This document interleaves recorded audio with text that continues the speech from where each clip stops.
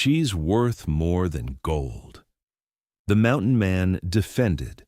The obese girl, everyone rejected. The autumn of 1876 painted the Montana Territory in shades of amber and rust, but there was no beauty to be found in the eyes of Magdalena Maggie O'Brien as she stood in the center of Cedar Flats' dusty main street, surrounded by jeering townspeople.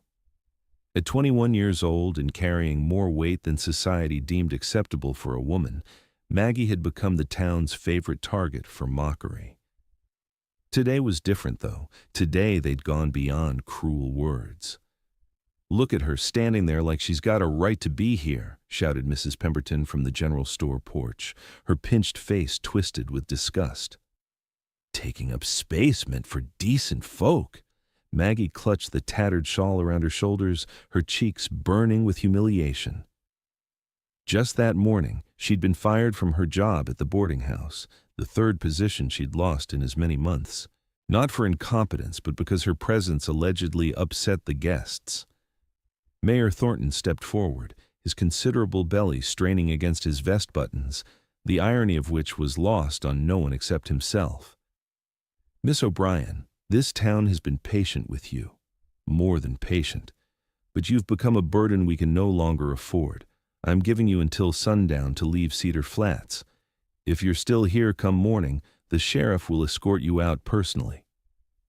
"Where am I supposed to go?" Maggie's voice cracked despite her effort to remain dignified. "I have no family, no money for passage anywhere." "Not our concern," Thornton interrupted coldly. "Should have thought of that before you decided to be, well, what you are." The crowd murmured approval. Children threw pebbles, young men made crude gestures and cruder comments. Maggie felt tears threatening, but refused to give them the satisfaction of seeing her cry. She'd cried enough in private, alone in her tiny rented room, wondering what cosmic crime she'd committed to deserve such constant rejection. Then, cutting through the cacophony of cruelty, came a voice like distant thunder, low, controlled, and absolutely unyielding. "That's enough." The crowd parted as a figure emerged from the shadows between buildings. He was massive, easily 6'4", with shoulders that seemed to block out the afternoon sun.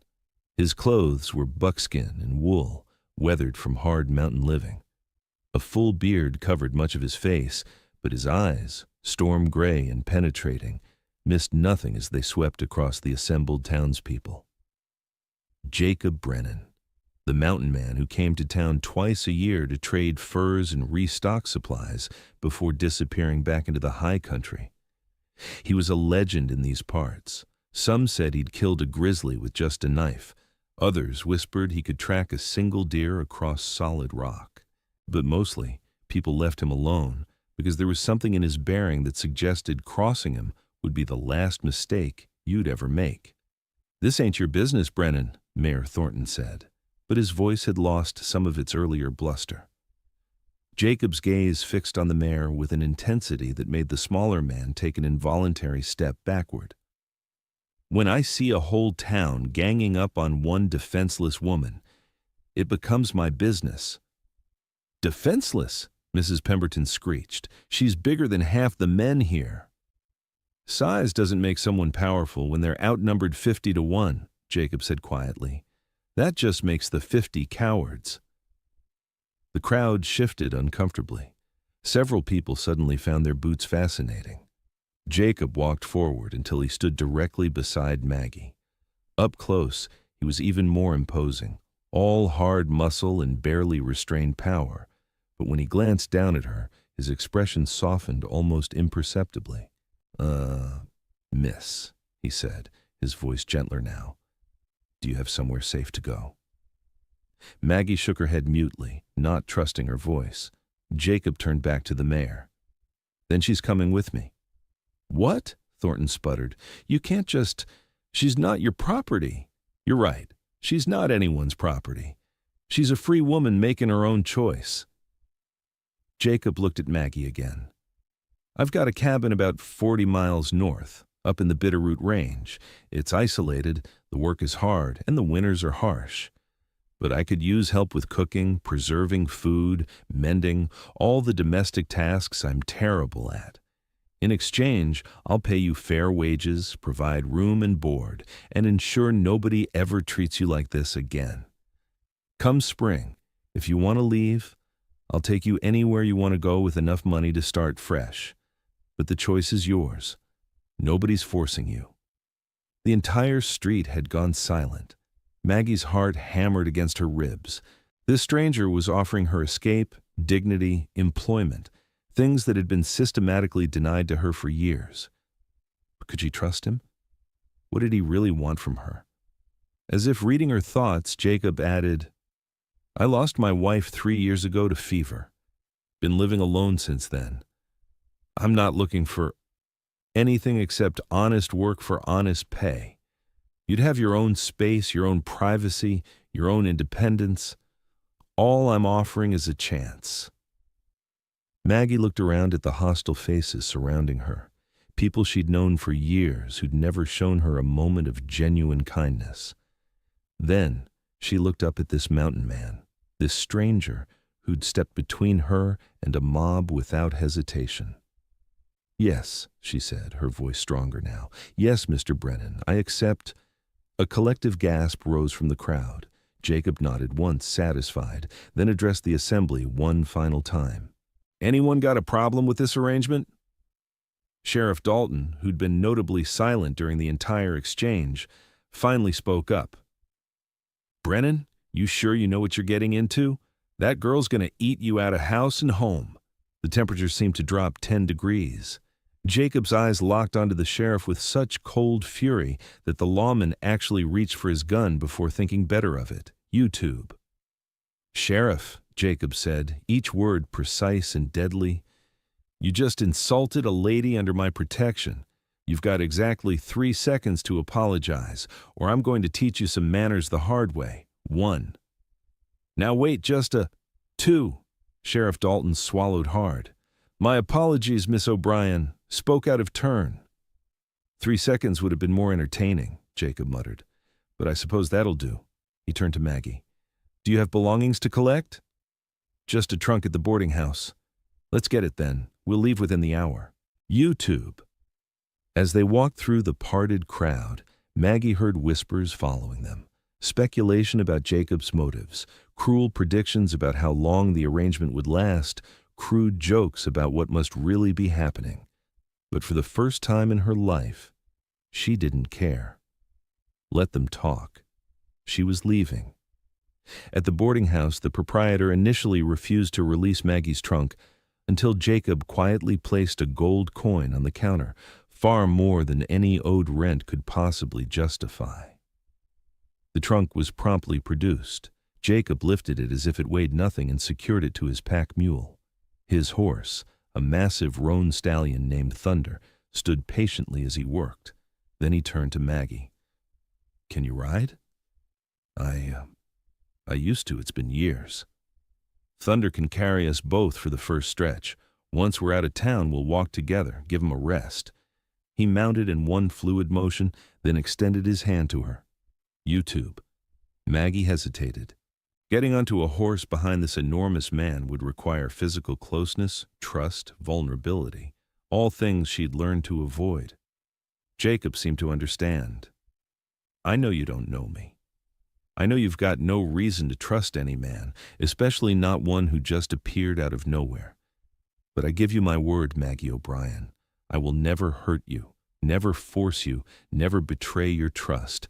That's a promise I make before God and these mountains, and I don't make promises lightly." Something in his eyes, a bone-deep sincerity, a shared understanding of pain, made her decision. She grasped his hand, and he pulled her up behind him with surprising gentleness. She wrapped her arms around his waist, feeling the solid strength of him, and Thunder moved forward without needing any command. As they rode out of Cedar Flats, Maggie looked back one last time at the town that had made her life miserable for 3 years. Several people still stood watching, their faces reflecting disbelief, disapproval, and, in a few cases, what might have been envy. "Don't look back," Jacob said quietly, echoing her own thoughts. Nothing worth seeing there. So Maggie turned forward into the unknown wilderness, trusting her fate to a stranger who defended her when no one else would. The journey took 3 days. Jacob was a man of few words, but his actions spoke volumes. He was patient with Maggie's slower pace, never showing frustration when she needed to rest. He shared his food equally, never taking more than his fair share. At night, he built 2 separate shelters on opposite sides of the fire, ensuring her privacy and safety. On the second night, as they sat by the crackling flames eating beans and salt pork, Maggie finally worked up the courage to ask what had been nagging at her. "YouTube. Why did you help me? You don't know me. You didn't owe me anything." Jacob stared into the fire for a long moment before answering. "My wife, Hannah, she was Crow. We met when I was trading with her tribe about 8 years ago. She was different. Taller than most women, broader built, stronger. Her own people sometimes made her feel like she didn't fit, like she was too much." He poked at the fire with a stick, sending sparks spiraling into the darkness. "YouTube. When we married and I brought her to the cabin, she told me it was the first time in her life she'd felt like she could just be. No judgment, no expectations, no constant criticism. She said I'd given her the greatest gift, permission to exist exactly as she was." His voice roughened with emotion. "Hannah died giving birth to our son. We lost them both. That was 3 years ago, and I've been alone ever since. When I saw those people treating you that way in Cedar Flats, I saw what Hannah might have faced if she'd been alone, without someone to defend her. And I thought, maybe I could give someone else what I gave her. A place to belong. A chance to be themselves without apology." Tears streamed down Maggie's face. "I'm sorry for your loss. They sound wonderful." They were. Jacob looked up at her, and in the firelight she could see old grief etched into the lines of his face. "But you're not a replacement for them, Maggie. You're your own person with your own value. I want to make that clear. This isn't about me trying to recreate what I lost. This is about giving someone a fair chance at a good life. That's all." "That's everything," Maggie whispered. "That's more than anyone's ever offered me." They reached the cabin on the afternoon of the 3rd day. It sat in a high valley surrounded by pine forests, with a crystal-clear stream running nearby, and meadows that must be spectacular in summer. The cabin itself was larger than Maggie expected, 2 rooms solidly built with a covered porch and a small barn for the animals. "It's beautiful," she breathed. "It's home," Jacob said simply. "Come on, let me show you around."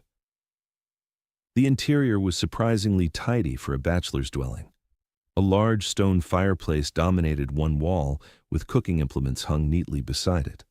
Shelves held supplies: flour, beans, coffee, ammunition, medical supplies. Furs were stacked in one corner, and tools hung from wall pegs.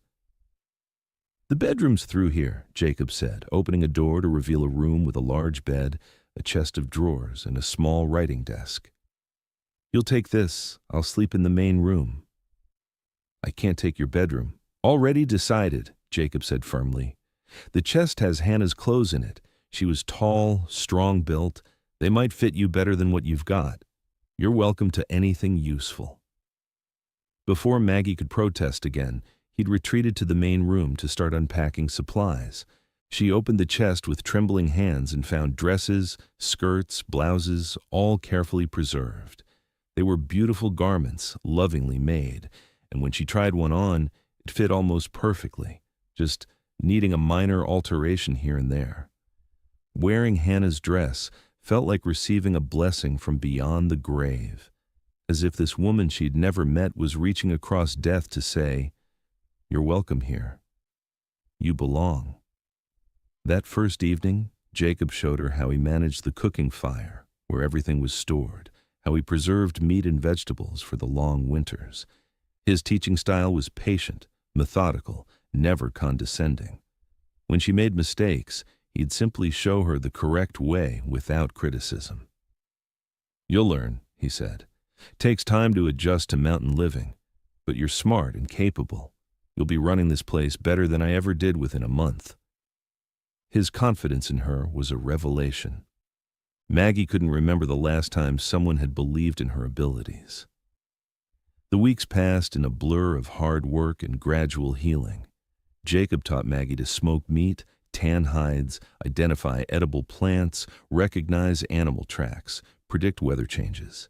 She taught him the comfort of well-cooked meals, the pleasure of mended clothes, the small domestic touches that transformed a shelter into a home. They fell into an easy rhythm. Jacob would check his trap lines and hunt, returning with game and furs. Maggie would transform his kills into food and useful materials, wasting nothing. Evenings were spent by the fire, Jacob carving or repairing equipment, Maggie sewing or reading aloud from the few books he owned. The work was physically demanding, but Maggie discovered she was stronger than she'd ever known. Hauling water, chopping wood, scraping hides, all of it built muscle and endurance. Her body changed, becoming powerful rather than just heavy. For the first time in her life, she felt capable. "You're a natural," Jacob commented one day as she expertly skinned a rabbit. "Hannah learned this same skill, but it took her months. You've got it down in weeks." Maggie glowed with the praise. In Cedar Flats, nothing she'd done had ever been good enough. Here, every achievement was acknowledged, every effort appreciated. One evening in early November, as the first real snows began to fall, Jacob paid her wages for the 2 months she'd been there. $60 in gold and silver, carefully counted out onto the table. "You've earned every penny," he said. "Honestly, you've improved life up here so much I should probably be paying you more." Maggie stared at the coins, more money than she'd ever possessed at one time. With this, she could leave come spring, go anywhere, start over. But the thought of leaving filled her with unexpected sadness. "Jacob," she said slowly, "can I ask you something personal?" "Always." Do you ever get lonely up here? Do you ever wish for more than just this?" She gestured at the cabin, the mountains beyond. He set down the knife he'd been sharpening. "I used to. Right after Hannah died, the silence was crushing. That's part of why I stayed away from people, couldn't bear their pity, their platitudes, but then I got used to the quiet. Started to prefer it even. At least the mountains don't judge you." "And now?" Maggie pressed. "Do you still prefer it?" Jacob met her eyes and something passed between them. An understanding, a recognition, a possibility neither had dared name. "Now," he said carefully, "I'm remembering what it's like to have a partner, someone to share the work and the quiet moments, someone who makes the silence comfortable instead of crushing." "I'd forgotten how good that feels." Maggie's heart hammered. "I feel the same way. I never had that before. Not like this, not where I felt like an equal instead of a burden." They sat in charged silence for a moment, the fire crackling between them. Then Jacob stood abruptly. "Getting late. We should turn in. Big day tomorrow. Need to check the north line before the next storm hits." But as Maggie lay in bed that night, she couldn't stop thinking about the look in his eyes, the careful way he'd chosen his words. Something was growing between them, delicate as new ice on the stream. She didn't know what to do with it, but she knew she didn't want to break it. December brought heavy snows and bitter cold. The cabin became a warm refuge against the brutal mountain winter, and the closeness it enforced gradually dissolved the last barriers between Jacob and Maggie. They talked more, sharing stories of their pasts. Maggie's lonely childhood as an orphan passed between reluctant relatives, Jacob's years as a trapper before he met Hannah. They laughed together at small absurdities, worked side by side with comfortable efficiency, and slowly, almost imperceptibly, fell in love. The crisis came on a bitter January morning when 3 rough-looking men rode into the valley. Jacob was away checking distant trap lines, and Maggie was alone in the cabin when she heard horses approaching. She grabbed the rifle Jacob had taught her to use and positioned herself by the window, heart pounding. The leader, a scarred man with cruel eyes, dismounted and kicked at the cabin door. "We know you're in there, woman. Your mountain man's been telling folks down in Cedar Flats he's got a fortune in furs and gold up here. We're here to collect." "There's nothing here for you," Maggie shouted back. "Leave now, or I'll shoot." The man laughed. "You? Shoot? That's rich. Come on out, fat girl. Maybe we'll go easy on you if you cooperate." Rage flooded through Maggie, white-hot and cleansing. She'd been called names like that her entire life, had accepted them as her due. But not anymore. Not here, in the home she'd helped build, the life she'd earned. She fired a warning shot through the window, deliberately missing but coming close enough to make the men scramble for cover. "Next one won't miss," she shouted. "I'm a better shot than you think." It was true. Jacob had taught her well, and she'd practiced diligently. But could she actually shoot a man? Before she had to find out, Jacob's voice rang out from the tree line, cold as the winter air. "Drop your weapons, now." The three men spun to find Jacob standing 20 yards away, his rifle trained on them with unwavering steadiness. He'd approached so silently through the snow that even their horses hadn't noticed. "Brennan," the leader said, trying for bravado, I know exactly what you were doing. You've got 3 seconds to be on those horses and riding out of my valley." 1. The men hesitated, calculating odds. 2. They started backing toward their mounts. YouTube. "If I ever hear of you coming within 50 miles of this place again, I won't bother counting. I'll just shoot. And unlike your reputation, my shooting is something you can rely on, understand?" The men fled, their horses kicking up clouds of snow as they galloped away. Jacob watched until they disappeared, then ran to the cabin. YouTube. "Maggie, are you hurt?" She threw open the door and rushed into his arms, the rifle clattering to the porch. I'm fine. You came back." "Always," he said fiercely, wrapping his arms around her. "I'll always come back. God, when I heard that shot, I thought—" He pulled back just enough to look at her face, his hands cupping her cheeks. "You were so brave. You defended our home." "Our home?" Maggie whispered. "Our home," Jacob confirmed. "Maggie, these past months with you, they've brought me back to life. You're not just hired help. You're not just a friend. He struggled for words, this man who lived more through actions than speech.